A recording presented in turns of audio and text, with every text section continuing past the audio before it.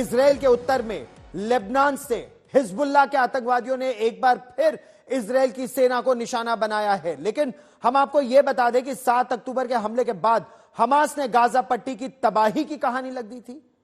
अब इंटरनेट पर बेरूत की बर्बादी को लेकर 2 तस्वीरें वायरल हो रही हैं। हम आपको ये दोनों तस्वीरें दिखा रहे हैं। पहली तस्वीर तो इस वक्त की बेरूत की है, लेबनान की राजधानी की यह तस्वीर है। अच्छा भला दिख रहा है। एक समय तो यह था जब बेरूत को पेरिस ऑफ द ईस्ट कहा जाता था। दूसरी तस्वीर आप देखिए, बेरूत की एक काल्पनिक तस्वीर है जिसमें दिखाया गया है कि किस तरह से बेरूत उसी तरह बर्बाद हो गया है जिस तरह से गाजा पट्टी बर्बाद हो गई है। दरअसल 7 अक्टूबर के बाद हिजबुल्लाह के आतंकवादियों ने भी इजराइल पर एक के बाद एक कई हमले किए। इजराइल के प्रधानमंत्री बेंजामिन नेतन्याहू ने अब चेतावनी दे दी है कि अगर हिजबुल्लाह ने इजराइल के खिलाफ जंग का ऐलान किया तो यह न केवल हिजबुल्लाह की बल्कि बेरूत प्रशासन की और लेबनान की सरकार की आखिरी गलती होगी। लेकिन हिजबुल्लाह ने भी यह गलती अभी तक मानी नहीं है। हिजबुल्लाह ने अब तक न केवल यह गलती नहीं की, उसने इजराइल पर अब तक का सबसे बड़ा हमला कर दिया है जिसमें 21 लोग घायल हो गए हैं। इजराइल की चिंता इस बात से बढ़ रही है कि हिजबुल्लाह ने हमले के लिए रूस में बनी एक एंटी टैंक मिसाइल का इस्तेमाल किया है जिसे बेहद अचूक समझा जाता है। उत्तरी इजराइल में धू धू कर जल रही कारों की तस्वीर नेतन्याहू के गुस्से को भड़का रही है। ये हिजबुल्लाह का उत्तरी इजराइल में बसे यहूदियों पर अब तक का सबसे बड़ा हमला है। हिजबुल्लाह ने इजराइल के दोवेव नाम की जगह पर रूस की घातक एंटी टैंक मिसाइल कोर्नेट से हमला कर दिया। इस हमले में 21 लोग घायल हैं, जिनमें से एक की हालत बेहद गंभीर है। इस हमले की जिम्मेदारी लेते हुए हिजबुल्लाह ने कहा कि अगर इजराइल नागरिक इलाकों को निशाना बनाएगा तो उसका जवाब ऐसे ही हमले के तौर पर सामने आएगा।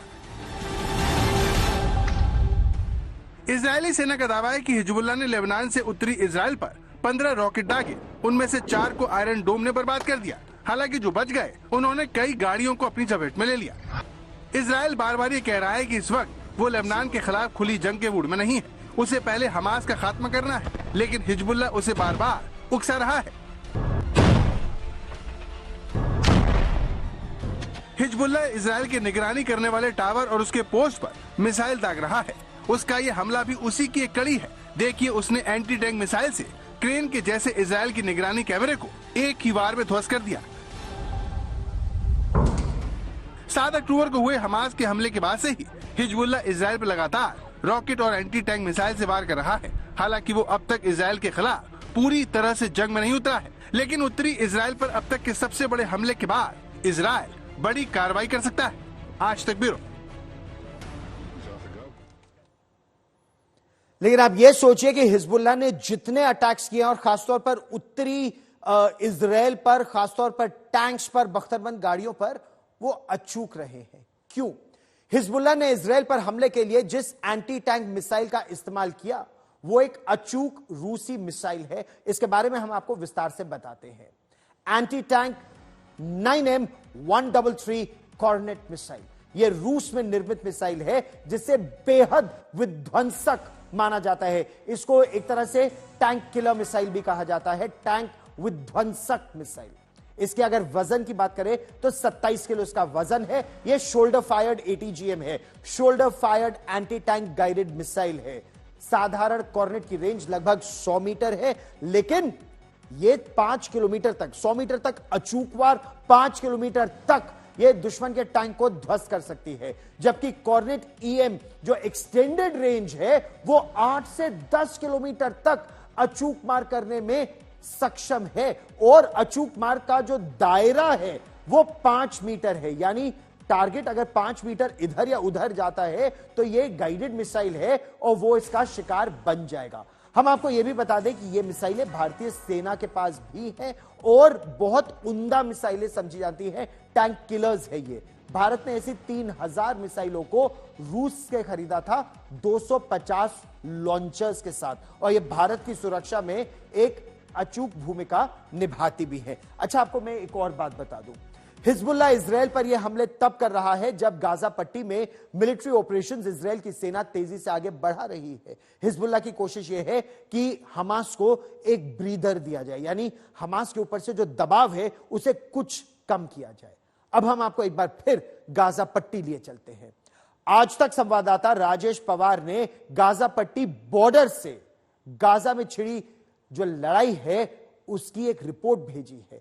हम आपको दिखाते हैं कि गाजा पट्टी से किस तरह से, जैसे दावा किया जा रहा है कि पूरी गाजा पट्टी ध्वस्त हो गई है, एक भी अस्पताल काम नहीं कर रहा है, जमीनी स्थिति क्या है, देखिए ये वर्ल्ड एक्सक्लूसिव रिपोर्ट। ये जो आपको शहर नजर आ रहा है, पीछे बिल्डिंग्स दिख रही हैं, ये जावलिया कैंप का इलाका है, जावलिया रिफ्यूजी कैंप, जो अभी पूरी तरह से तबाह हो गया है और जहां लगातार आईडीएफ और हमास के बीच में लड़ाई चल रही। आप देखें अगर वहां से तो आपको होराइजन में वो धुआं उड़ता नजर आएगा। ये काला धुआं आपको नजर आ रहा है। ये सारा जो आईडीएफ के आर्टी अटैक्स हुए हैं, जो रॉकेट्स फायर किए हैं और जो आर्टी अटैक हुआ है, ये उससे धुआं उड़ रहा है और लगातार रह रहकर यहाँ धमाके हो रहे हैं। लगातार आईडीएफ हमास के ठिकानों पे बम्बार्डमेंट कर रहा है, रह रह के हमें धमाकों की आवाज सुनाई दे रही है। आसमान में हमें लगातार हमें आवाज आ रही है यूएवी की, तो यूएवीज हवा से निगरानी रख रहे हैं। जमीन पर लगातार आर्टिलरी फायर चल रहा है और अगर उसके आप वेस्ट में देखें जावलिया कैंप में, तो लगातार वहां लड़ाई चल रही है, जिसकी आवाजें हमें रह रहकर गाजा बॉर्डर तक आ रही है। इजराइल गाजा बॉर्डर पर आज तक के लिए राजेश पवार। युद्ध गाजा पट्टी में चल रहा है, लेकिन खतरा पूरी दुनिया के लिए बहुत बड़ा होता जा रहा है। क्यों? यहूदियों और फिलिस्तीनियों के बीच नफरत है कि अगर हम बात करें तो वो बरसों पुरानी है, कुछ लोग कहते हैं सदियों पुरानी है। लेकिन एक भरी संसद में जॉर्डन की एक महिला सांसद ने जो कहा वो पूरी दुनिया के लिए चेतावनी है। Writing is on the wall. Jordan की एक सांसद ने, हुदा तुम ने संसद में कहा कि उनकी महरूम मां, सांसद की महरूम मां की आखिरी ख्वाहिश थी कि वो सुइसाइड बॉम्बर बन जाए। वो सुइसाइड बॉम्बर बनके मर जाना चाहती थी। वो यहूदियों के बीच जाकर खुद को उड़ा देना चाहती थी। एक सांसद का है यह खौफनाक बयान, सुनिए। अच्छा, हैरानी की बात यह है कि ऐसी विचारधारा का समर्थन करने वाले कुछ ऐसे भी लोग हैं जो खुद को क्लाइमेट एक्टिविस्ट बताते हैं। वो जलवायु को जहर से बचाने का दम तो भरते हैं, लेकिन आतंकवाद का जहर फैलाने वालों के साथ खड़े नजर आते हैं। और हम बात कर रहे हैं क्लाइमेट एक्टिविस्ट ग्रेटा थनबर्ग की।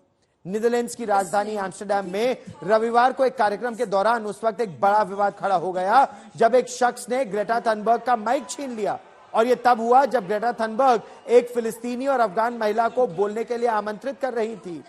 इसके बाद उस व्यक्ति ने उन पर कार्यक्रम में राजनीति करने का आरोप लगाया। फिलिस्तीनी और अफगान महिला ने मंच पर आमंत्रित करने से पहले थनबर्ग ने एक विशाल भीड़ को संबोधित करते हुए कहा, क्लाइमेट जस्टिस आंदोलन के रूप में हम उन लोगों की आवाज सुनाना चाहते हैं जो उत्पीड़न का शिकार है, जो स्वतंत्रता और न्याय के लिए लड़ रहे हैं। अंतर्राष्ट्रीय एकजुटता के बिना क्लाइमेट जस्टिस नहीं हो सकता। दूसरी तरफ थनबर्ग से माइक छीनने वाले ने कहा कि यह क्लाइमेट प्रोटेस्ट है, यह राजनीति न हो यहां।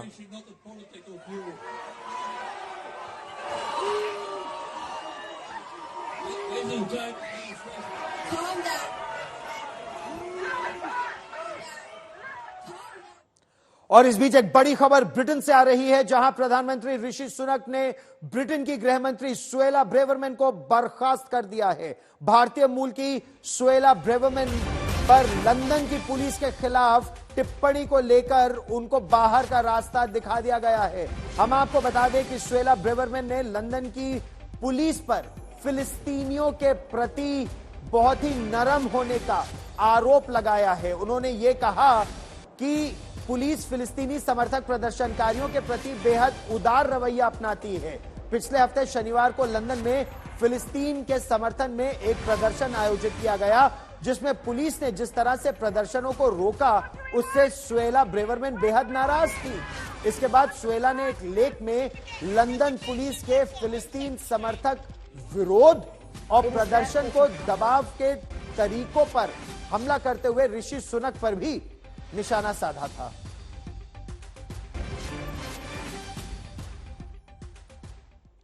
एक और बड़ी खबर जो इस समय पाकिस्तान से आ रही है। पाकिस्तान से एक और आतंकवादी के मारे जाने की खबर आ रही है। कराची में कल पाकिस्तान ने के एक अज्ञात हमलावर ने जैश ए मोहम्मद के आतंकी मौलाना रहीमुल्लाह तारिक की गोली मारकर हत्या कर दी। यह हत्या उस समय हुई जब वो एक भारत विरोधी रैली में हिस्सा लेने के लिए जा रहा था। तारिक जैश ए मोहम्मद के सरगना मौलाना मसूद अजहर का बेहद करीबी बताया जाता है।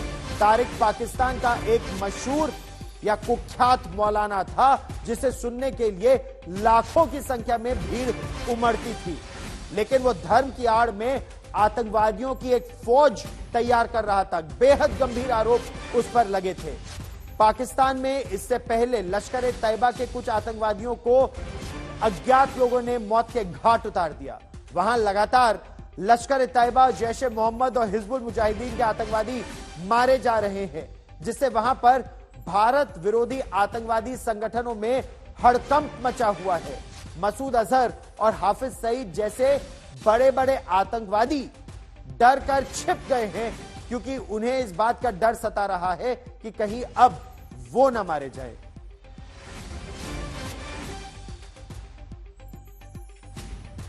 पाकिस्तान में कुख्यात आतंकवादी मौलाना ऑफ टेरर जिसे कहा जाता है मसूद अजहर, उसका बेहद करीबी रहीमुल्ला मारा गया है। कराची में वो एक भारत विरोधी रैली में भाग लेने जा रहा था जब उसे किसी ने गोलियों से भून डाला। और ये पहली बार नहीं है, पिछले करीब 2 महीनों में लगभग आधा दर्जन से अधिक भारत विरोधी आतंकी जो संजुआन मिलिट्री स्टेशन टेरर अटैक से लेकर उड़ी टेरर अटैक में शामिल थे, उसकी रणनीति बनाने में शामिल थे, वो आतंकवादी या तो मारे गए या अगवा कर लिए गए।